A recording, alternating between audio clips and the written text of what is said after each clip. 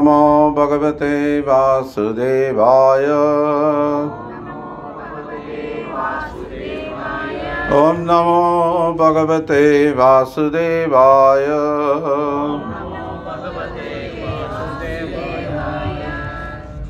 பகவத்கீதை உண்மை உறவில் 13வது அத்தியாயம். அத்தியாயத்தின் தலைப்பு இயற்கையும் அனுபவிப்பவனும் உணர்வும். 4வது ஸ்லோகம். திரும்ப சொல்லுங்க. தச்சேத்ரம் யச்ச யாத்ருக்ஷ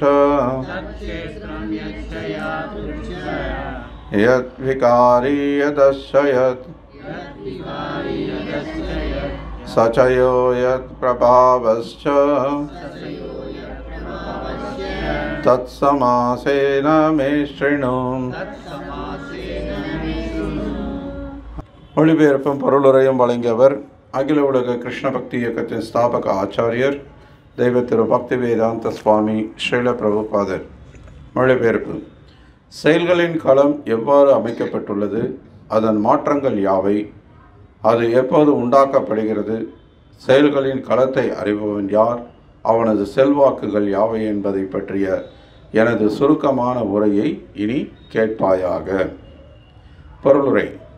செயல்களின் களத்தையும் செயல்களின் களத்தை அறிபவனையும் அவர்களது உண்மையான நிலையின் அடிப்படையில் இறைவன் இங்கு விவரிக்கின்றார்.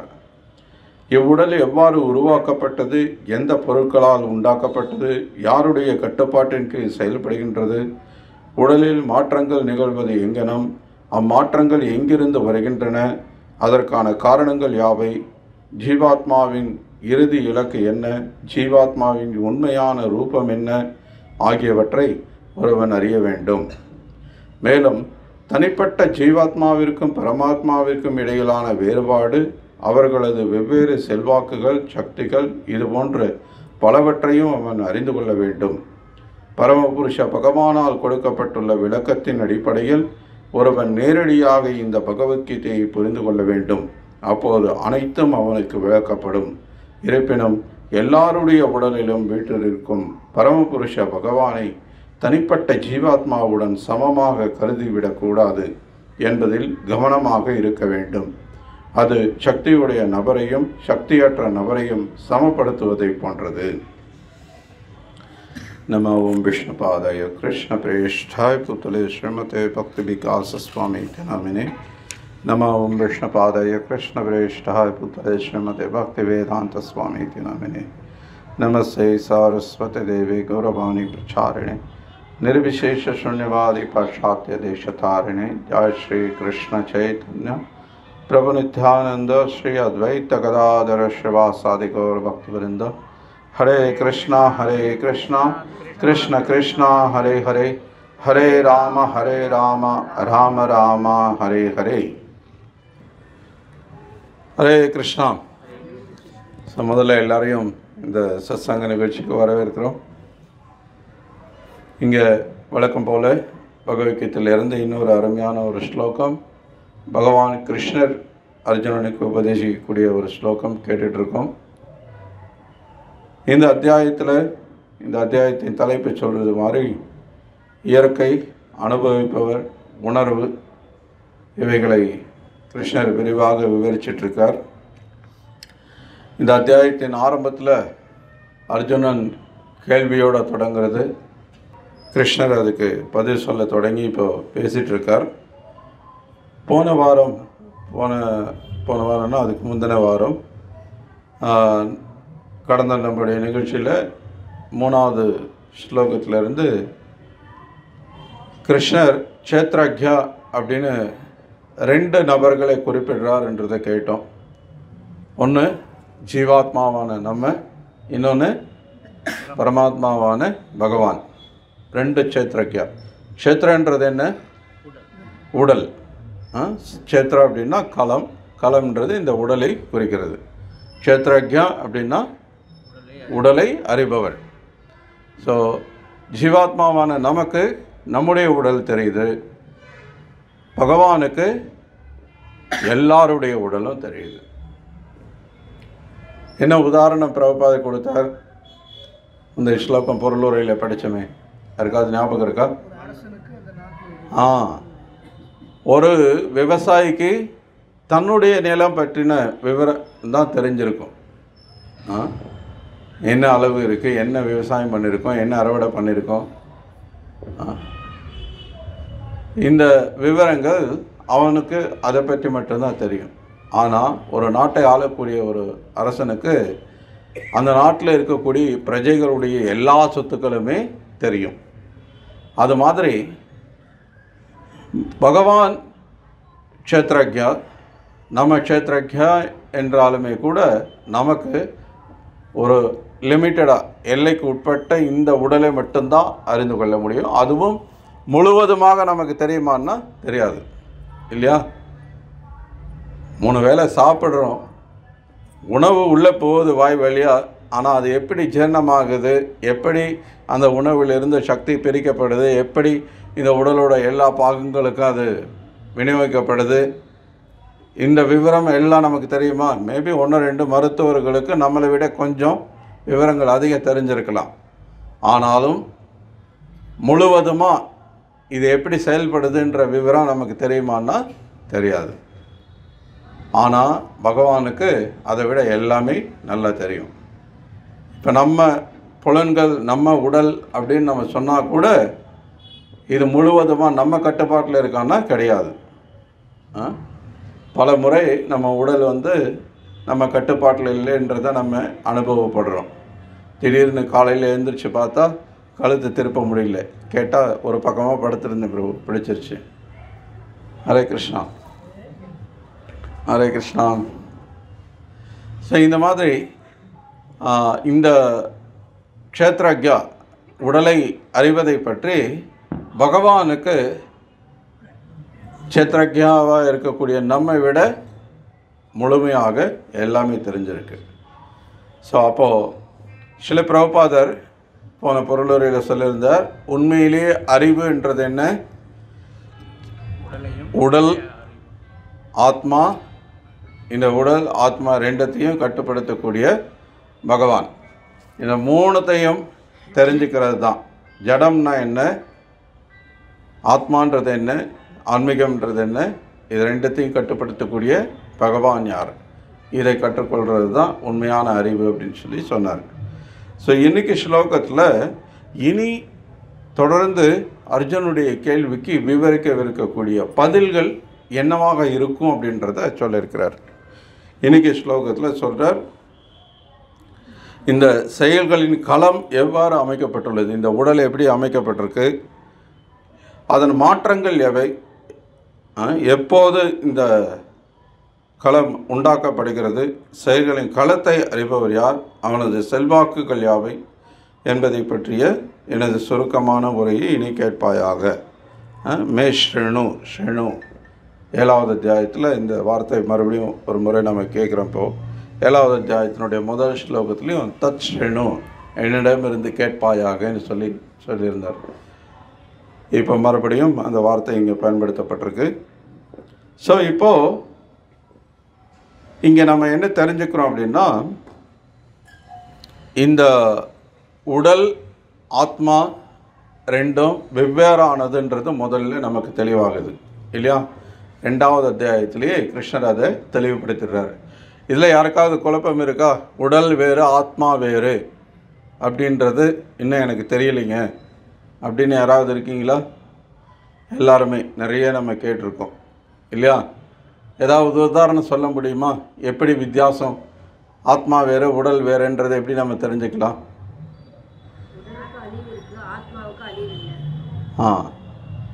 எப்படி தெரியும்? ஆத்மாவை பார்க்குறீங்களா? யாராவது பார்த்துருக்கீங்களா? ஆத்மாவுக்கு அழிவு இல்லை, ஓகே, பகவத்கீதையில் படிச்சிங்க, தெரிஞ்சுக்கிட்டீங்க. எப்படி தெரியும் அழிவு இல்லைன்றது?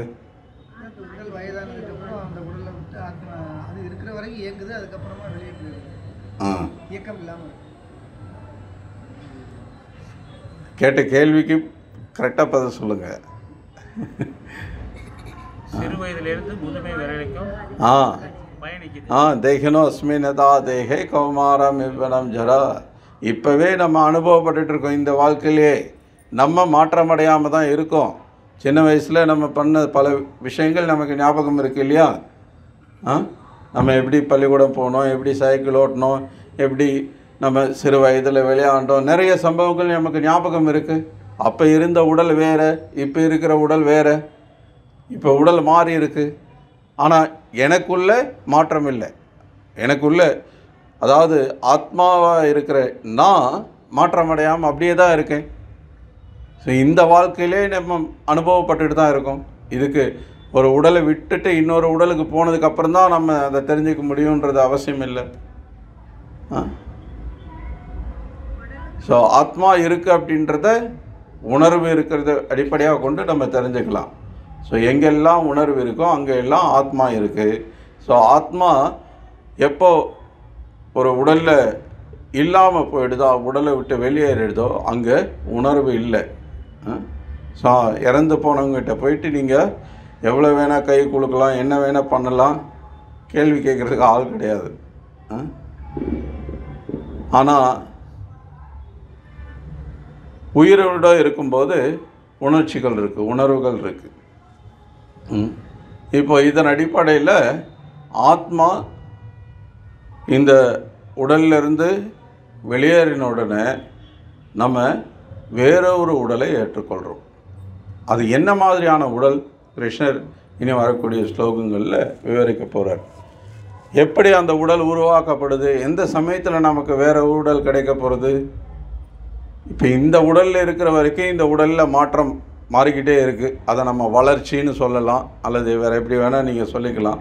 ஆனால் பிரபுபாத் சொல்கிறார், இது மாற்றம்தான். மருத்துவ விஞ்ஞானமே என்ன சொல்லுது அப்படின்னா, நம்ம உடலில் இருக்கக்கூடிய இந்த செல்கள்லாம் 7 வருடங்களுக்கு ஒரு முறை முழுவதுமாக மாறி போயிடுது. தினம் ஒவ்வொரு க்ஷணமும் எண்ணிலடங்காத செல்கள் இருக்குது. அந்த செல்கள் ஒன்றொன்றும் மாறிக்கிட்டே இருக்குது. அது முழுவதுமாக இந்த உடலில் இருக்கக்கூடிய செல்கள் எல்லாம் 7 வருஷத்துக்கு ஒரு முறை முழுவதுமாக மாறிடுது அப்படின்றாங்க. அப்போது இந்த உடல் மாறிக்கிட்டே இருக்குது. அதை நம்ம வளருதுன்னு சொல்கிறோம், வளர்ச்சின்னு சொல்கிறோம், அது வேறு விஷயம். ஆனால் மாற்றம் தான் அது. ஸோ இப்போது இந்த உடலை விட்ட பிறகு அடுத்து என்ன உடலை அடைய போகிறோம், அடுத்து நம்முடைய கதி என்னவாக இருக்க போகிறது.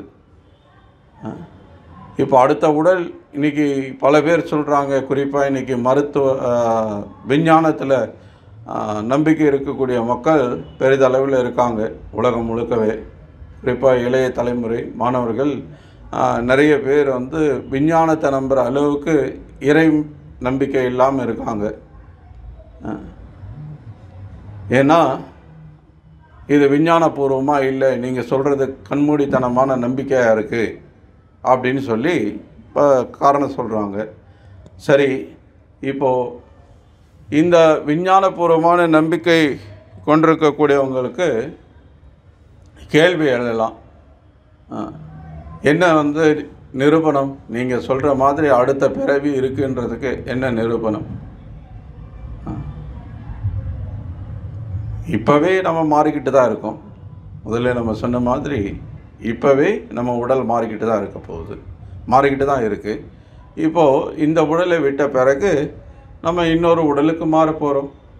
சில பிரபுபாத் சொல்கிறார், அப்போ எதுக்காக இந்த உலகத்தில் இத்தனை வகையான உடல்கள் இருக்குது, அதோட அவசியம் என்ன?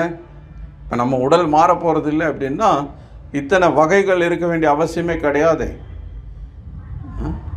இப்போது வகைகள் இருக்குது அப்படின்னாலே அப்போது நம்ம விருப்பம் என்னவோ அந்த விருப்பத்தை நிறைவேற்றுறதுக்கான ஒரு வாய்ப்பு தான் அது. இப்போ ஒருத்தன் எதை வேணால் சாப்பிட்லாம், எந்த பாகுபாடும் பார்க்காம கிடைச்சதெல்லாம் தூக்கி வாயில் போடு அப்படின்னு இருந்தால் அப்போ அவனுக்கு அந்த மாதிரி பாகுபாடே பார்க்காம எதை வேணால் சாப்பிட்ற ஒரு உடல் தேவைப்படுது.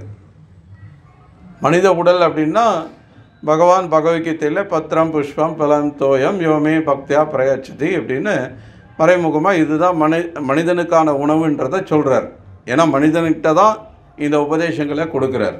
ஸோ பத்திரம் புஷ்பம் பலம் தோயம் கேட்குறார் அப்படின்னா அப்போ இதுதான் மனிதனுக்கான உணவுன்றது தெரியுது இல்லையா? காய்கறிகள், பழங்கள், தானியங்கள், பால், சர்க்கரை இதெல்லாம் தான் மனிதனுக்கான உணவுன்றது தெளிவாகிறது. ஆனால் அதையும் மீறி வேறு எதெல்லாம் கிடைக்குதோ எல்லாத்தையும் பிடிச்சி சாப்பிட்றது அப்படின்னா அப்போது உனக்கு இந்த உடலை விட இன்னொரு பொருத்தமான உடல் தேவைப்படுது. அது அவனுடைய விருப்பமாக இருக்கு. அப்போது சரி, அடுத்த பிறவியில் நீ ஒரு பன்றி ஆயிடு. ஸோ எங்கே அந்த அடுத்த உடல் உற்பத்தி ஆகிறது? இவனுடைய விருப்பத்தில். இந்த வாழ்க்கையில் என்ன விருப்பம் கொள்கிறானோ அதை அடிப்படையாக கொண்டு தீர்மானிக்கப்படுது. எம் வாபி ஸ்மரன் பாவம் ததத்தந்தே கலைவரம். இந்த உடலை விட்டு பிரியும் போது என்ன மனநிலையிலே நம்ம இருக்கிறோமோ அதுக்கேற்ற மாதிரி அடுத்த உடல் நமக்கு கிடைக்கிறது. இந்த உடலை விட்டு பிரியும் போது அந்த காலேட்ச மாமீப ஸ்மரன் முக்தா கலைவரம்னு அதுக்கு முந்தைய ஸ்லோகத்தில் கிருஷ்ணன் சொல்கிறார். 8வது அத்தியாயத்தில் பார்த்தோம். கிருஷ்ணா கோவிந்தா அப்படின்னு பகவான் நாமத்தை சொல்லி பகவானை நினச்சோன்னா பகவானை போலவே நாமளும் சச்சிதானந்த ரூபத்தை பெற போகிறோம். ஆன்மீகமான அறிவுபூர்வமான ஆனந்தமயமான ரூபம், நிரந்தரமான வாழ்க்கை கிடைக்கும். அப்படி இல்லாமல் நம்ம ஆகாயத்தில் பறக்கணும்னு ஆசைப்பட்டால் ஒரு பறவையாக போயிடலாம். தண்ணிக்குள்ளேயே இருக்கணும்னு ஆசைப்பட்டால் ஒரு மீனா, ஒரு திமிங்கலமா, இப்படி நம்ம ஆசைப்படுற எல்லா ஆசைகளையும் பூர்த்தி செய்யும் வகையில் தான் இந்த 84 லட்சம் வகையான உடல்கள் இருக்குது. ஸோ பிரபுபாதர் ரொம்ப சிம்பிளாக சொல்கிறார், இத்தனை வகைகள் இருக்கிறதுக்கு காரணமே நம்முடைய அடுத்த விருப்பத்தை, நம்முடைய அடுத்த பிறவியை பூர்த்தி செய்து கொடுக்கறதுக்காக. நம்ம விருப்பம் இப்போ எப்படி வாழ்கிறோமோ அதுக்கேற்ற மாதிரி அடுத்த ஒரு வாய்ப்பை கொடுக்கறதுக்காக தான் அப்படிங்கிறார். ஸோ அப்போது அடுத்த பிறவின்றது இருக்குது. அது எப்படி உற்பத்தி ஆகுது, அந்த உடலை எப்படி உற்பத்தி பண்ணுறோன்றதும் தெரியுது. அது நம்ம கையில் தான் இருக்குது.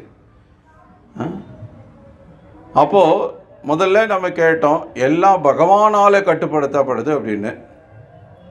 நம்ம இந்த உடல்னு சொல்லிக்கிட்டால் கூட, நம்ம இந்த உடலை அறிபவன்னு சொல்லிக்கிட்டால் கூட நமக்கு முழுவதுமாக தெரியல, முழுவதுமாக நம்ம கட்டுப்பாட்டில் இல்லை. போன வாரம் நம்ம கேட்டில்லையா, ரிஷிகேன ரிஷிகேஷ சேவன பக்தி உச்சத்தை. ரிஷிகா ஈஷா. ரிஷி அப்படின்னா புலன்கள். இந்த புலன்களை திருப்திப்படுத்தக்கூடியது அப்படின்னா கிருஷ்ணரை திருப்திப்படுத்தணும். ஏன்னா கிருஷ்ணர் தான் புலன்களின் உரிமையாளர், அவர் தான் இந்த புலன்களுக்கெல்லாம் எஜமானர் அப்படின்னு நம்ம கேட்டோம். ஸோ அப்போ அவர் தான் எல்லாத்தையும் கட்டுப்படுத்தக்கூடியவர் அப்படின்னா, அப்போது ஏன் நம்ம விருப்பம் பூர்த்தி ஆகிறது? எப்படி நம்ம விருப்பப்படுறதெல்லாம் நடக்கிறது? அப்புறம் அவர் கட்டுப்பாட்டாளர்னு சொல்கிறதுல என்ன அர்த்தம் இருக்குது? அவர் தான் கட்டுப்பாட்டாளர், ஆனாலும் அவர் முழு சுதந்திரமானவர். ஸ்வராஜ். யார்? பகவான் முழு சுதந்திரமானவர். பகவானுடைய உன்னதமான குணங்களில் அதுவும் ஒன்று. இப்போ அவருடைய அம்சமான நமக்கும் அந்த குணம் சிறிதளவு இருக்குது. பகவானுக்கு என்னெல்லாம் குணங்கள் இருக்கோ அதே குணங்கள் நமக்கும் மிக சிறிதளவில் இருக்குது. இப்போ ஒரு பெரிய கடல் இருக்குது. அந்த கடல் நீரை எடுத்து நீங்கள் ஆய்வு செய்து பார்த்தீங்கன்னா அதில் என்னென்ன மூலக்கூறுகள் இருக்கோ அதனுடைய தன்மை என்னவோ அதே மூலக்கூறுகள், அதே தன்மை அந்த கடலிலிருந்து எடுக்கப்பட்ட ஒரு துளி நீர்லேயும் இருக்கும். அந்த உப்பு கரைக்கும் தன்மை, அதில் என்னென்ன மூலக்கூறுகள் இருக்கோ எல்லாமே இந்த ஒரு துளி நீர்லேயும் இருக்கும். ஆனால் இந்த ஒரு துளி நீர் கடலோட ஒப்பிட முடியுமா? அதுக்கு சமமாகுமான்னா முடியாது. அது மாதிரி ஜீவாத்மாவான நாம பகவானுடைய அம்சம். மமேவாம்சோ ஜீவலோக்கு ஜீவபூத சனாதன நிரந்தரமாக நம்ம பகவானுடைய அம்சம். இப்போ பகவானுடைய அம்சமாக இருக்கக்கூடிய நம்ம பகவானுக்கு என்னெல்லாம் குணங்கள் இருக்கோ அதே குணங்கள் நமக்கும் இருக்குது. பகவான் ஸ்வராத், நம்மளும் சுதந்திரத்தை கொண்டிருக்கோம். ஆனால் அந்த சுதந்திரம் ஒரு லிமிட்டடாக இருக்குது, ஒரு எல்லைக்கு உட்பட்ட சுதந்திரமாக இருக்குது. நம்ம என்ன வேணால் செய்திட முடியாது, ஆனால் பகவான் என்ன வேணால் செய்ய முடியும். அப்போது நமக்கு இருக்கிற சுதந்திரம் எதுக்காக பயன்படுத்தப்படுது? ஒரே ஒரு காரணத்துக்கு, பகவான் சொல்படி கேட்குறதா வேண்டாமா? பகவான் சொல்படி கேட்டால் என்ன பலன் கிடைக்கும்ன்றத பகவத்கீதையில் சொல்கிறார். சர்வதர்மான் பரித்யஜ்ய மாமேகம் சரணம் வ்ரஜ அகம் துவாம் சர்வ பாபேபியோ மோக்ஷயிஷ்யாமி மா சுஷக. நீ பயப்பட வேணாம், எல்லாத்தையும் நான் பார்த்துக்கிறேன், நீ என்கிட்ட சரணடை, எல்லாத்தையும் விட்டுடு. நான் இல்லைன்னா என்ன ஆகும் அப்படின்னு நினச்சேன்னா அப்போ நீ இங்கே இருந்து நீயே முயற்சி பண்ணிகிட்டு இருக்க வேண்டியதுதான். இல்லை நான் இல்லைன்னாலும் இங்கே ஒன்றும் ஆக போகிறது கிடையாது. இல்லாத போதும் ஒன்றும் ஆகலை, இருக்கும்போதும் ஒன்றும் ஆகலை, இல்லைன்னாலும் ஒன்றும் ஆக போகிறது கிடையாது. எல்லாமே அவர் தான் கட்டுப்படுத்துகிறார். தெரிஞ்சுக்கிட்டு என்கிட்ட சரணடைஞ்சிட்டேன்னா அப்போ எல்லாத்தையும் நான் பார்த்துக்கிறேன், நான் உன்னை எல்லா பாவ விளைவுகளிலிருந்து விடுவிக்கிறேன், பயப்பட வேணாம் மாசுஷகா. அப்போது பகவான் தான் முழுவதுமாக உண்மையிலேயே கட்டுப்படுத்துகிறார். ஆனாலும் நமக்கு சிறிதளவு இருக்கக்கூடிய அந்த சுதந்திரத்தை பயன்படுத்தி இப்போ நம்ம பகவான் சொல் பேச்சை கேட்குறதா வேண்டாமா? பகவான் பேச்சை அர்ஜுனன் கேட்ட மாதிரி கேட்டுட்டோம் அப்படின்னா நம்ம இந்த வாழ்க்கையை பூர்ணமாக்கி கொள்ளலாம். இந்த வாழ்க்கை முழுவதுமாக வாழ்க்கையினுடைய நோக்கம் நிறைவேற்றப்படும். மனிதனாக பிறந்த இந்த வாய்ப்பு பூர்ணமாகிவிடும். பக்குவமான ஒரு நிலையை நம்ம அடைஞ்சிடலாம். இல்லை அப்படின்னா மறுபடியும் புனரப்பி மரணம் புனரப்பி ஜனனம் சதரே சயனம் அப்படியே சுற்றிக்கிட்டே இருக்க வேண்டியதான். பிறப்பு இறப்பு முதுமை நோய், பிறப்பு இறப்பு முதுமை நோயின்ற அந்த சுழற்சி. இந்த ராட்டினம் சுற்றுவாங்க இல்லையா, இந்த எக்ஸிபிஷன்லாம் போனீங்கன்னா பெரிய ராட்டினம் இப்பெல்லாம் வச்சுருக்காங்க. பார்த்திங்கன்னா ஒரு சமயத்தில் மேலே இருப்பீங்க, தப்பலோகா, ஜனலோகா, மக்கரலோகா, பிரம்மலோகா வரைக்கும் போகலாம். அப்புறம் பார்த்திங்கன்னா திடீர்னு பாதாள லோகத்துக்கு வந்துடும் கீழே அப்படியே. ஸோ இந்த பிரபஞ்சத்தில் அப்படியே சுற்றிக்கிட்டே இருக்க வேண்டியதான். அது முடிவு இல்லாமல் சுற்றிக்கிட்டே இருக்கும். 84 லட்சம் வகையான உடல்கள் இருக்குது. திரும்ப திரும்ப திரும்ப திரும்ப வெவ்வேறு விதமாக இந்த உடலை வச்சு நம்ம அனுபவிக்கிறதுக்கு எப்படியெல்லாம் ஆசைப்படுறோமோ அந்த ஆசைப்படியெல்லாம் பகவான் நமக்கு வாய்ப்பை கொடுத்துக்கிட்டே இருக்கிறார். ஒவ்வொரு உடல்லையும் ஒரு தனித்தன்மை கொடுக்குறார். ரொம்ப ஆச்சரியமாக இருக்குது பகவானுடைய படைப்பு. பார்த்தீங்க அப்படின்னா சின்ன குருவி தான் பறக்கணும்னு நினச்சா ட்ரெயின் பறந்து போயிட்டே இருக்கு அப்படியே. ஆனால் நான் ஐஏஎஸ் படிச்சிருக்கேன், நான் ஐபிஎஸ் படிச்சிருக்கேன், நான் பெரிய விஞ்ஞானி, நீ என்ன தான் பேசினாலும் உன்னால் பறக்க முடியுமான்னு முடியாது. ஒரு விமானம் இல்லாமல், ஒரு ஹெலிகாப்டர் இல்லாமல், ஒரு இயந்திர உதவி இல்லாமல் உன்னால் பறக்க முடியாது. இவ்வளோ நம் குட்டி மீன் அவ்வளோ பெரிய அலை வீசுறது, சுனாமி கூட கடந்து அது அந்த கடலுக்குள்ளேயே அதையும் எதிர்கொண்டு அது உள்ளே இருக்க முடியுது. ஆனால் யானை அவ்வளோ பெரிய மிருகம், ஆனால் அதால் அந்த குட்டி மீன் மாதிரி கடலில் இருக்க முடியாது.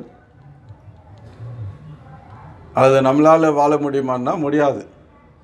தண்ணியில் ஒரு குறிப்பிட்ட நேரத்துக்கு மேலே இருக்கணும் அப்படின்னா நம்ம அதுக்கு தகுந்த சில ஏற்பாடுகளை செய்துக்கிட்டு தான் உள்ளே போக முடியும். சுவாசம் பண்ணுறதுலேருந்து இப்போ உள்ளே போய் பல நாட்கள் இருந்து ஆராய்ச்சி பண்ணுறவங்களாம் இருக்காங்க. அவங்க அதுக்கேற்ற மாதிரி உடை அமைப்பை, சுவாசத்துக்கான காற்று எல்லாத்தையும் அமைச்சிட்டு தான் போகணும், ஏற்பாடு செய்துட்டு தான் போகணும். சும்மா அப்படி போயிட முடியாது. இப்போ நம்ம நிலத்தில் வாழ்கிற மாதிரி போய் தண்ணியில் நம்மளால் வாழ முடியாது. இந்த மாதிரி ஒவ்வொரு உயிர்வாழிக்கும் பார்த்திங்கன்னா ஒரு தனித்தன்மையை பகவான் கொடுக்குறார். அப்போ சொல்கிறார், இந்த கழுகு இருக்குது பாருங்கள், அது வந்து ரொம்ப உயரத்தில் பறக்கும், ஒரு 4 மைல் தூரத்தில் மேலே பறக்கும்.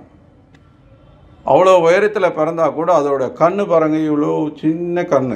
ஆனால் அந்த சின்ன கண்ணை வச்சு எவ்வளோ தூரம், அவ்வளோ தூரத்தில் இருந்து கீழே எங்கேயாவது ஏதாவது ஒரு மிருகம் செத்து போய் கிடக்குதுன்னா உடனே அது கண்ணுக்கு அப்படியே பளிச்சுன்னு தெரியும். உடனே அப்படி சர்ன்னு அப்படியே கீழே வந்து அதை கொத்தி சாப்பிடும். அவ்வளோ கூர்மையான பார்வை.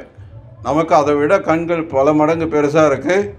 நமக்கு கண்ணாடிலாம் வச்சுருக்கோம், நம்ம டெலஸ்கோப்பெல்லாம் வச்சுருக்கோம். ஆனால் நம்மளால் கூட அவ்வளோ கூர்மையாக பார்க்க முடியாது. ஸோ இந்த மாதிரி பகவான் ஒவ்வொரு உடலுக்கும் ஒரு தனித்தன்மை கொடுத்துருக்காரு. இந்த மனித உடல் எதுக்காக கொடுக்கப்பட்டிருக்கு அப்படின்னா, பகவான் விஷ்ணு இடத்துல, கிருஷ்ணர் இடத்துல நம்ம சரணடைகிறதுக்காக இந்த மனித உடல் கொடுக்கப்பட்டிருக்கு. மனித வாழ்க்கையோட நோக்கம் பகவான் விஷ்ணுவை நம்முடைய இறுதி இலக்காக அடையிறது. அதுக்காக தான் நமக்கு இந்த உடல் கொடுக்கப்பட்டிருக்கு. அதை தவிர வேறு என்ன நம்ம இங்கே முயற்சித்தாலும் அது வெறுமனே கால விரயம், ஸ்ரம ஏவகி கேவலம். இந்த உலகத்தில் மக்கள் ஆன்மீக வாழ்க்கையே இன்றைக்கி கண்மூடித்தனமான நம்பிக்கை அப்படின்னு சொல்கிறாங்க. ஆனால் உண்மையிலேயே கண்மூடித்தனமாக கண்ணை மூடிட்டு எல்லாரும் ஆட்டுமந்த கூட்டம் மாதிரி எல்லாரும் ஒன்றா சேர்ந்து ஒரே திசையில் நரகத்தை நோக்கி பயணிச்சிட்ருக்காங்க அப்படின்னா அது இந்த உலகத்தில் இருக்கக்கூடிய மக்கள், பௌத்திகமான மக்கள் எல்லாருமே தான். ஆன்மீகவாதிகள் மட்டும்தான் உண்மையான பார்வை கொண்டிருக்காங்க. உண்மையிலே இந்த உலகத்தை உள்ளபடி பார்க்குறாங்க. மற்றவங்க எல்லாரும் பார்த்தீங்க அப்படின்னா அந்தா இதாந்தை உபநீயமானால் பாகவதம் சொல்கிறது. ஒரு குருடன் வழிகாட்ட மற்ற எல்லாரும் அப்படியே பின்தொடர்ந்து போயிட்டுருக்காங்க. மற்ற எல்லாரும் குருடர்களாகவே இருக்காங்க. வழிகாட்டக்கூடியவர்களை இதை பின்பற்றக்கூடியவர்கள் எல்லாரும் போய் சாக்கடையில் தான் விழ போகிறாங்கன்னாலும் அந்த வழிகாட்டக்கூடியவரை புகழ்கிறாங்க. ஓ, இவர் தான் நம்ம தலைவர், இவர் தான் நம்ம மானம் காக்க வந்த, நம்ம இனம் காக்க வந்த, நம்ம மொழியை காக்க வந்தவர், அப்படி இப்படின்னு அவரை புகழ்கிறாங்க, அவரை கொண்டாடுறாங்க. ஆனால் அந்த மாதிரியான தலைவர்கள், குருடர்களாக இருக்கக்கூடிய தலைவர்கள், அதாவது கிருஷ்ணரை விஷ்ணு அங்கிரிலாபம் அப்படின்றத தெரியாத, பகவான் விஷ்ணு இடத்துல சரணடைகிறது தான் வாழ்க்கையோட குறிக்கோள்ன்றதை தெரியாமல், பகவான் கிருஷ்ணருடைய நாமத்தை சொல்லாமல், பகவான் கிருஷ்ணருடைய உபதேசங்களை கேட்காம யார் ஒருத்தன் தன்னை தலைவன்னு சொல்லிக்கிறானோ அல்லது அவனை பின்பற்றக்கூடியவர்கள் யாரோ அவங்க எல்லாருமே குருடர்கள்னு பாகவதம் சொல்லுது. அதுவும் பின்பற்றக்கூடியவர்கள் என்ன மாதிரியான மக்கள் அப்படின்னா விட்வராகோஷ்டக்கரக அப்படின்னு 4 மிருகங்களோடு ஒப்பிடுறது பாகவதம். ஸ்ரீமத் பாகவதம் 2வது ஸ்கந்தத்தில் 3வது அத்தியாயம் 19வது ஸ்லோகத்தில் ரொம்ப அழகாக சுகதேவ கோஸ்வாமி சொல்கிறார். ஸ்வ விட்வராக ஒஷ்ட்ர கரக, இந்த 4 மிருகங்களோட ஒப்பிடுறார். ஸ்வ அப்படின்னா நாய், விட்வராக அப்படின்னா மலம் தீன்றும் பன்றி, ஒஷ்ட்ர அப்படின்னா ஒட்டகம், கர அப்படின்னா கழுதை. ஏன் குறிப்பாக இந்த 4 மிருகங்களோட ஒப்பிடப்படுது அப்படின்னா, ஸ்வ நாய், நாய் அப்படின்னா இயற்கையாகவே ஒரு எஜமானருக்கு கீழே இருக்கும்போது தான் அந்த நாய் சந்தோஷமாக இருக்கும். எஜமானர் கொடுக்குற உணவை சாப்பிட்டுக்கிட்டு வாழை ஆட்டிக்கிட்டு அது நன்றியோட விசுவாசத்தோடு இருக்கக்கூடியது தான் ஒரு நாய்க்கு இயற்கையான நிலை. ஒரு தெரு நாயாக இருந்தது அப்படின்னா ரொம்ப கஷ்டங்களை, துன்பங்களை அனுபவிக்கணும். வீதியில் போய்ட்டுருக்க சின்ன பையன்லாம் கல் எடுத்து அடிப்பான், காரணமே இருக்காது, சும்மா அப்படி போயிட்டுருப்பான், அப்படியே நாயை பார்த்தோன்னே கல் எடுத்து அடிப்பான் இல்லையா? ஆனால் அதே கழுத்தில் ஒரு பெல்ட்டு போட்டு ஒரு சங்கிலியை போட்டு ஒருத்தர் பிடிச்சிட்டு வந்துட்டு இருக்கிறாருன்னா அந்த நாய் யாராவது அடிப்பாங்களா? அது மாதிரி இல்லை, உடனே நமக்கு அடி விழும் அப்படின்றது அவனுக்கு தெரியும். அந்த நாயும் பார்த்திங்கன்னா அப்படியே ஏன்னா அதில் ஒரு திமிர் இருக்கிறத நீங்கள் பார்க்கலாம். அந்த எஜமானருக்கு கீழே இருக்கும்போது அந்த நாய் அப்படியே என்னை யாரும் ஒன்றும் நெருங்க முடியாது, யார் நீங்கள் அப்படின்னு சொல்லி அது பாட்டுக்கு போயிட்டுருக்கும். ஸோ இது நாயோட சுபாவம். அப்படின்னா குறிப்பாக இந்த கலியுகத்தில் மக்கள் எல்லாரும் இந்த நாய் மாதிரியான சுபாவத்தை வளர்த்து கொண்டவர்கள். வேத கலாச்சாரத்தில், வர்ணாசிரம தர்மத்தில் இருக்கக்கூடிய மக்களில் பிராமணர்களும் சரி, சத்திரியர்களும் சரி, வைஷ்யர்களும் சரி, சுதந்திரமானவர்கள். யாருக்கு கீழேயும் வேலை செய்ய மாட்டாங்க. கை நீட்டி சம்பளம் வாங்குறவங்க கிடையாது. கை நீட்டி சம்பளம் வாங்குறீங்கன்னா முதலாளி என்ன சொல்கிறாங்களோ அதுக்கு கட்டுப்பட்டு ஆகணும். நீங்கள் வாழை அடிக்கிட்டு அவங்க சொல்கிறத செஞ்சிட்டே இருந்தாகணும், வேறு வழி கிடையாது. எப்படி எஜமானர் வான்னா வந்து உட்காருது, போனா போகுது அந்த நாய். எஜமானர் வீட்டு சின்ன குழந்தையாக இருப்பான், அவன் வந்து ஒரு பந்தை தூக்கி போடுவோம், உடனே ஓடி போய் எடுத்துகிட்டு வந்து கொடுக்கும். ஏன்னா இது ஒரு நாயோட சுபாவம். ஸோ ஒரு பிராமணனோ சத்திரியனோ வைஷ்யனோ அந்த மாதிரி இருக்கிறதுக்கு விரும்ப மாட்டான். அவன் சுதந்திரமாக இருக்கணும்னு நினைப்பான். பிராமணன் அப்படின்னா அவன் யாசகம் பெற்று வாழ்ந்தால் கூட கை நீட்டி சம்பளம் வாங்க மாட்டான். யாசகம் கொடுத்தா கூட கொடுக்கலன்னா போ, அது கொடுத்தா உனக்கு லாபம், இல்லைன்னா எனக்கு எந்த நஷ்டமும் கிடையாதுன்றது அவனுக்கு தெரியும். பட்டன் பாட்டன் யஜன் யாஜன் தான பிரதிக்கிரக. அவன் வேதம் கற்றுக்கொள்வான், கற்றுக் கொடுப்பான். யாகம் செய்வான், செய்கிறதுக்கு சொல்லிக் கொடுப்பான். தானம் பெறுவான், அதிகமாக கிடைச்சதுன்னா திருப்பி கொடுத்துடுவான். மற்றவங்களுக்கு வச்சுக்க மாட்டான். இவன் தான் பிராமணன். ஸோ அப்போது பிராமணன் அப்படின்னா கை நீட்டி சம்பளம் வாங்கி வேலை செய்கிறவன் கிடையாது. அவன் பிராமணனே கிடையாது. ஏன்னா நீங்கள் சம்பளம் வாங்குறீங்க அப்படின்னா முதலாளி உங்களை பொய் சொன்னால் கூட சொல்லி ஆக வேண்டிய சூழல் வரும் இல்லையா? நீங்கள் ஒரு இடத்துல சம்பளம் வாங்குறீங்க, நீங்கள் வந்து முதலாளி வந்து உங்களை பொய் சொல்கிறார், வேறு வழி இல்லை, ஏமாற்ற சொல்கிறார். சில சமயத்தில் இன்றைக்கி காலகட்டத்திலெல்லாம் நிறைய தெரிஞ்சே பல குற்றங்கள் செய்ய வேண்டியிருக்கு. இது குற்றம்தான் தெரியும், ஆனாலும் வேறு வழி இல்லாமல் நம்ம செய்தாக வேண்டிய சூழ்நிலைக்கு வருவோம். ஆனால் பிராமணன் அப்படி கட்டுப்பட்டு இருக்க மாட்டான். அதே மாதிரி க்ஷத்ரியா அப்படின்னா அவன் நாட்டை ஆட்சி செய்கிறான், நிர்வாகம் செய்கிறான். நிர்வாகம் செய்கிறதுல மக்கள் வரி செலுத்துகிறாங்க. அந்த வரி பணத்தில் தன்னை பராமரிச்சுக்கிறான், இந்த நாட்டையும் நிர்வகிக்கிறான். அவனும் இந்த குறிப்பிட்ட ஒரு நபர்கிட்ட இருந்து கை நீட்டி சம்பளம் வாங்குகிற மாதிரி கிடையாது. அவனும் சுதந்திரமாக இருக்கான். அதே மாதிரி வைஷ்யனும் பார்த்திங்கன்னா யாருக்கிட்டே கை நீட்டி சம்பளம் வாங்குறது கிடையாது. பசு இருக்குது, பராமரிக்கிறான், நிலம் இருக்குது, விவசாயம் பண்ணுறான், வியாபாரம் பண்ணுறான். ஸோ அவன் வந்து மற்றவங்களுக்கு வேலை கொடுக்க தயாராக இருக்கிற ஒழிய அவன் மற்றவங்ககிட்ட வேலை செய்ய மாட்டான். அப்போ யார் மற்றவங்ககிட்ட வேலை செய்வாங்க அப்படின்னா சூத்திரர்கள் மற்ற எல்லாருக்கும் வேலை செய்யக்கூடியவங்க, வேலைக்காரங்க. இதுதான் வந்து வேத கலாச்சாரம்.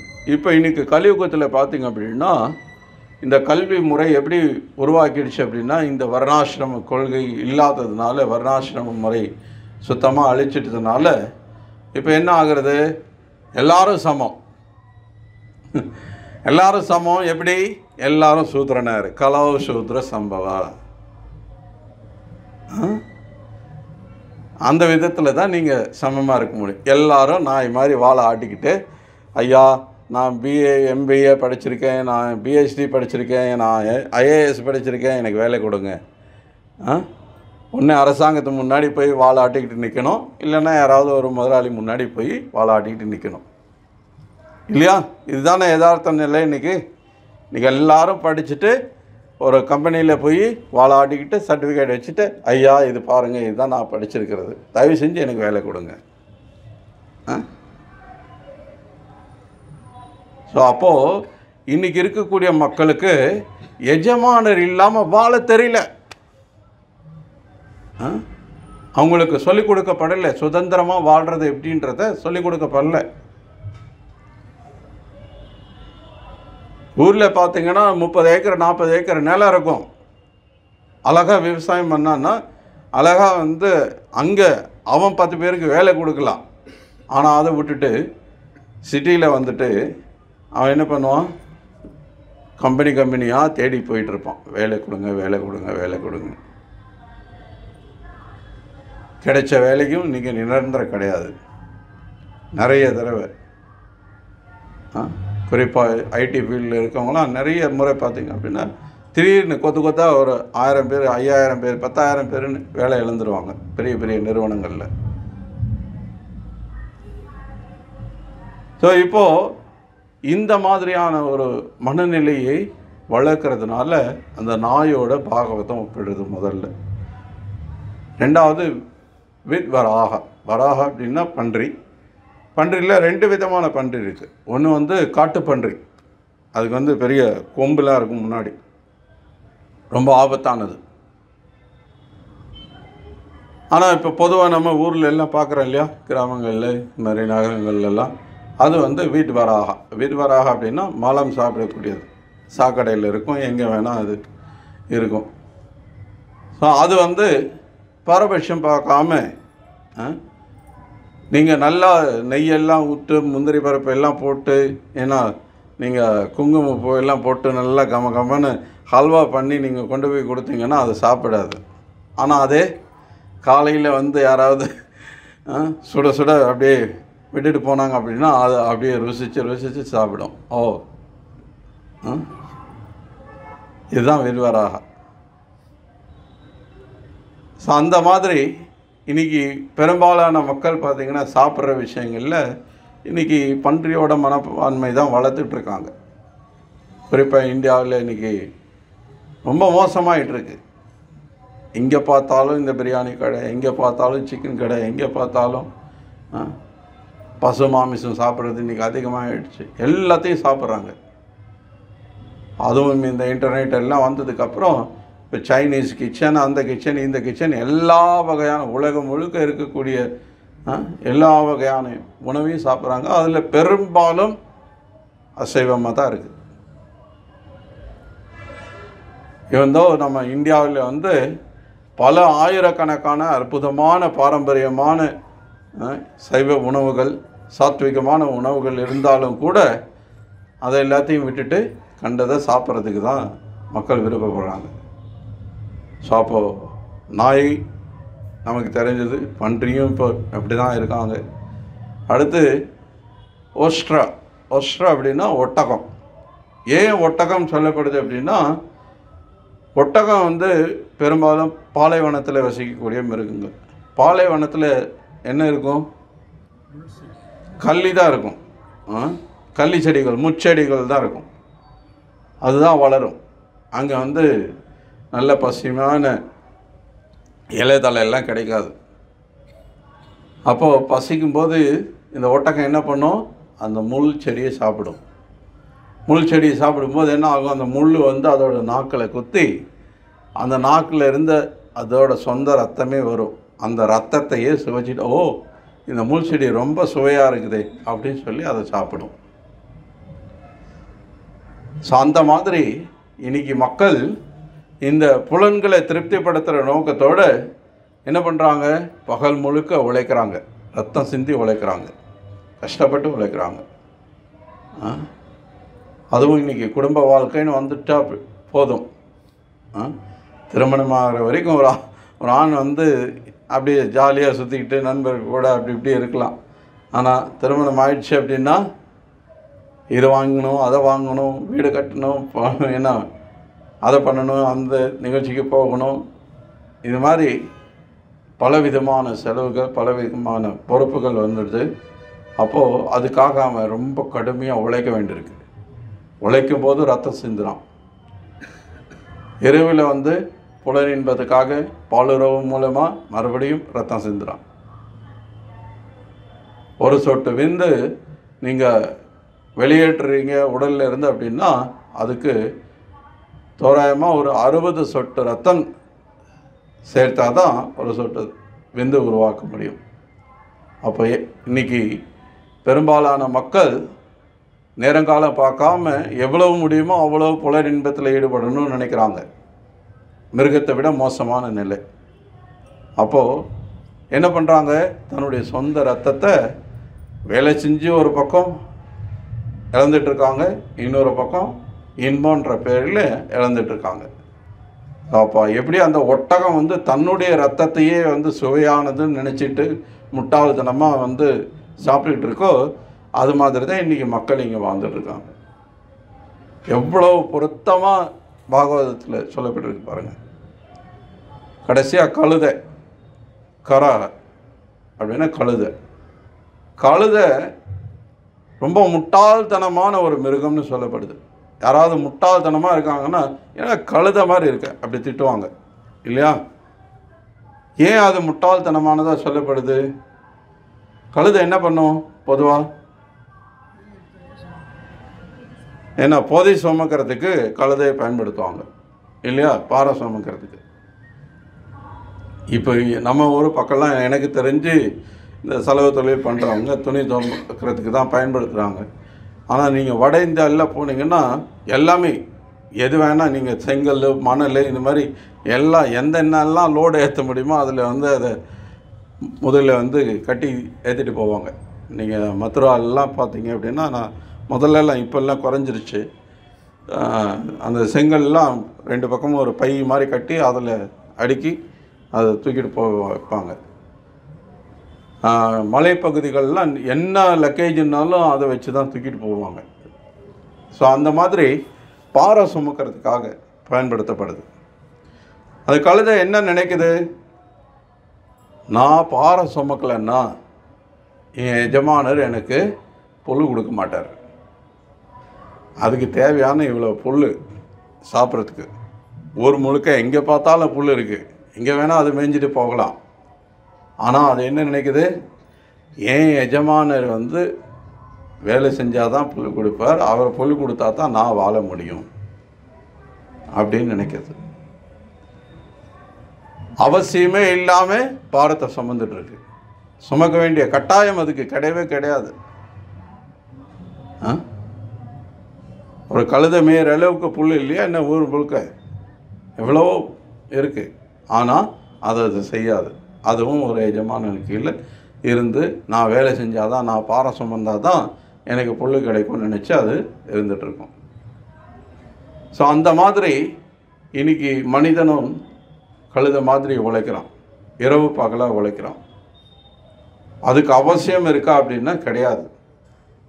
இயற்கையில் பார்த்திங்க அப்படின்னா இறைவனுடைய படைப்பில் மனிதனை தவிர மற்ற எல்லா உயிர்களுக்கும் அத்தியாவசிய தேவைகள் இறைவனால் பூர்த்தி செய்யப்பட்டிருக்கு.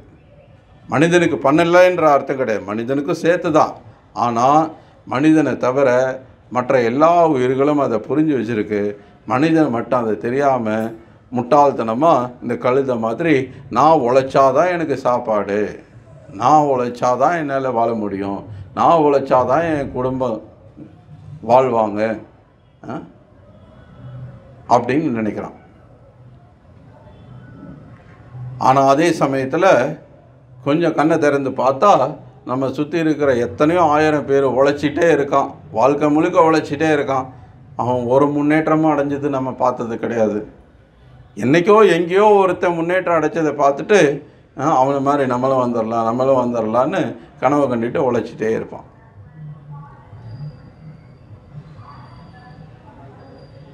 ஈவன் அப்படியே நீ முன்னேற்றம் அடைஞ்சா கூட இந்த பௌதிக முன்னேற்றத்தில் ஏதோ முன்னேற்றம்னு கருதுகிற, கையில் 10 ரூபாய் பணம் வந்துருச்சு அப்படின்னா அது முன்னேற்றம்னு நினைக்கிறான் இல்லையா?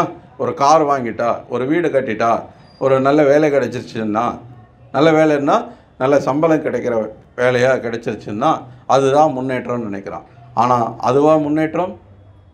அதுவா மனித வாழ்க்கையோட குறிக்கோள்? இல்லை. இது எதுவுமே இங்கே இருக்க போகிறது கிடையாது, இந்த உடலே இருக்க போகிறது கிடையாது. அப்போ இந்த உடலால் கிடைக்கக்கூடிய இந்த விஷயங்கள் எப்படி நமக்கு இருக்க போகிறதுங்க? எதுவும் இங்கே இருக்க போகிறது கிடையாது. இது எதுவும் உண்மையான வளர்ச்சி கிடையாது, முன்னேற்றம் கிடையாது. அப்போ இதுக்காக உழைக்கிறதுல என்ன பிரயோஜனம் இருக்குது? எப்படி அது நமக்கு சந்தோஷத்தை கொடுக்கும்? நம்ம இந்த உடலே கிடையாது, ஆனால் இந்த உடலை திருப்திப்படுத்தி நம்ம சந்தோஷம் அடையலாம்னு நினைக்கிறோம்.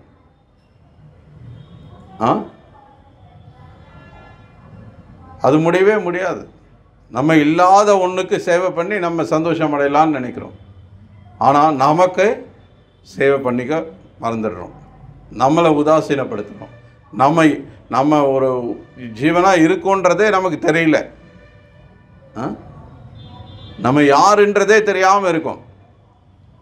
அப்புறம் எப்படி நம்ம சந்தோஷமாக இருக்க முடியும்? யோசிச்சு பாருங்க. நமக்கு சந்தோஷம் வேணும் அப்படின்னா நம்ம கிருஷ்ணருக்கு சேவை பண்ணணும். ஏன்னா அவர் தான் நம்முடைய எஜமானர், அவர் தான் நமக்கு மூல வேர். நம்ம அவருடைய அம்சங்கள், அவருடைய பாகங்கள். மரத்தோட வேருக்கு தண்ணி ஊற்றணும், வயிற்றுக்கு உணவு போகணும்.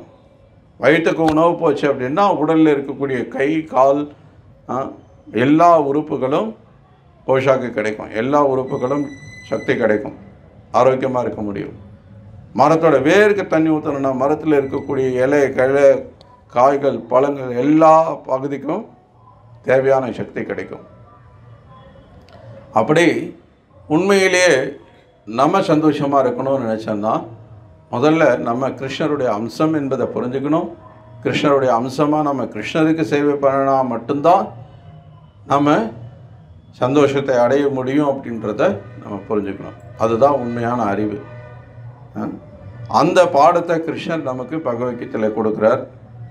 இதை நம்ம தெரிஞ்சுக்காம இந்த உலகத்தில் பெரும்பாலான மக்கள் நம்புகிற மாதிரி விஞ்ஞானத்தை நம்பிக்கிட்டு கண்மூடித்தனமாக அல்லது இந்த பேரளவிலான தலைவர்கள், அரசியல் தலைவர்களோ அல்லது ஆசிரியர்களோ பேராசிரியர்களோ தத்துவவாதிகளோ யார் வேணால் இருக்கலாம், விஞ்ஞானிகளோ யார் வேணால் இருக்கலாம், இவங்களெல்லாம் பின்பற்றணும் அப்படின்னா அவங்க எல்லாம் குருட்டு தலைவர்கள், நம்மளும் குருடர்களாக அவங்க பின்னாடியே போய் சாக்கடையில் விழ வேண்டிதான். திரும்பவும் பிறந்து பிறந்து திரும்பவும் இந்த உலகத்திலேயே துன்பப்பட்டுட்டே இருக்க வேண்டிதான். எல்லாரும் புலனின்பத்துக்கான வழிகாட்டுதலை தான் கொடுக்குறாங்க. இருக்கிற இந்த உலகத்தில் இப்போ நம்ம நாட்டு தலைவர்கள், நம்ம தமிழ்நாட்டு தலைவர்கள் மட்டும் இல்லை, உலகம் முழுக்க இருக்கக்கூடிய எல்லா தலைவர்களும் பாருங்கள் எப்படி தங்களை அடையாளப்படுத்திக்கிறாங்க. நான் தமிழன், நான் இந்தியன், நான் அமெரிக்கன். இது ஏதாவது நம்ம உண்மையான அடையாளமா அப்படின்னு பார்த்தோம்னா பகவத்கீதையின்படி கண்டிப்பாக அது இல்லவே இல்லை. நம்முடைய அடையாளமே நான் கிருஷ்ணருடைய சேவகன் என்பது தான், இல்லையா? அப்போ உண்மையிலே யார் குருடர்கள், யார் கண்மூடித்தனமாக இந்த உலகத்தில் நடந்துட்டுருக்காங்க? பக்தர்களை தவிர மற்ற எல்லாருமே. பக்தர்கள் மட்டும்தான் உண்மையான பார்வையோடு இருக்காங்க. ஏன்னா அவங்க கிருஷ்ணர்கிட்ட இருந்து அறிவை பெறுறாங்க, கிருஷ்ணர் கொடுக்கக்கூடிய அறிவை ஏற்றுக்கொள்கிறாங்க. ஸோ அப்போது இந்த உண்மையான அறிவு கிடைத்தால் மட்டும்தான் நாமும் மகிழ்ச்சியாக இருக்க முடியும். இந்த அறிவு யாருக்கெல்லாம் போய் சேருதோ அவங்களும் மகிழ்ச்சியாக இருக்க முடியும். ஸோ அப்போது நமக்கு இருக்கக்கூடிய மிகப்பெரிய பொறுப்பு, குறிப்பாக இந்த சைத்தன்ய மகாபிரபுவோட இந்த சங்கீர்த்தன இயக்கத்தில் சைத்தன்ய மகாபிரபுவோட கருணை நமக்கு எல்லாருக்கும் கிடைச்சிருக்கிறதுனால தான் நம்ம இன்றைக்கி கிருஷ்ணருடைய இந்த பகவத்கீதை உண்மை உருவில் கேட்குறதுக்கான வாய்ப்பு கிடைச்சிருக்கு. ஸோ இந்த வாய்ப்பு மற்றவங்களுக்கும் கொண்டு போய் எந்த அளவுக்கு நம்ம சேர்க்கறதுக்கு நம்ம முயற்சிக்கிறோமோ அந்த அளவுக்கு தான் நமக்கு இந்த கருணை இன்னும் அதிகமாக கிடைக்கும். ஸோ அதுக்காக இந்த ஒவ்வொரு டிசம்பர் மாதமும் நம்ம பிரபுபாதருடைய புத்தக விநியோக மேரத்தான் அப்படின்னு சொல்லி புத்தக விநியோகம் பெரிய அளவில் பண்ணிகிட்ருக்கோம். உங்கள் எல்லாருக்கும் தெரியும். போன வாரமே நம்ம நிகழ்ச்சி இல்லாததுனால இதை அறிவித்து ஸ்டார்ட் பண்ண முடியல. ஸோ இப்போது இங்கே புக்ஸ் வந்திருக்கு சேலத்துலேருந்து. அதுக்கு முந்தின வாரமே நம்ம சொன்னது போல் ஸ்பெஷலாக இந்த வருஷம் 4 சின்ன புத்தகங்கள் ரொம்ப எளிதாக நம்ம விநியோகம் பண்ணுறதுக்காக ஏற்கனவே நீங்கள் பகவத்கீதை, கிருஷ்ணா புக், பாகவதம் இதெல்லாம் யாருக்கெல்லாம் கொடுத்துருக்கீங்களோ அவங்களே கூட மறுபடியும் நீங்கள் அணுகலாம். இந்த 4 சின்ன புத்தகங்களோடு சேர்த்து ரொம்ப அழகான ஒரு கேலண்டர், சூப்பராக யசோதா கிருஷ்ணர் ஃபோட்டோவோட ஒரு தினசரி கேலண்டர், அதோடு சேர்த்து பின்னாடி 4 புத்தகங்கள், கீதாச்சாரம், பிரகலாதரின் திவ்ய உபதேசங்கள், இப்படி 4 புத்தகங்கள் இருக்குது. இந்த 4 புத்தகங்கள் ப்ளஸ் இந்த கேலண்டர் எல்லாம் சேர்த்து மொத்தமே வெறும் 100 ரூபா தான். 100 ரூபான்றது இன்றைக்கி காலகட்டத்தில் ஒரு பெரிய பணமே கிடையாது. யார் வேணால் அப்படி ரொம்ப எளிதாக இன்றைக்கி இதை வாங்கிட முடியும். ஹரே கிருஷ்ணா. ஸ்ரீல பிரபுபாத் கி ஜெய். பகவத்கீதை உண்மை உறவில் கி ஜெய்.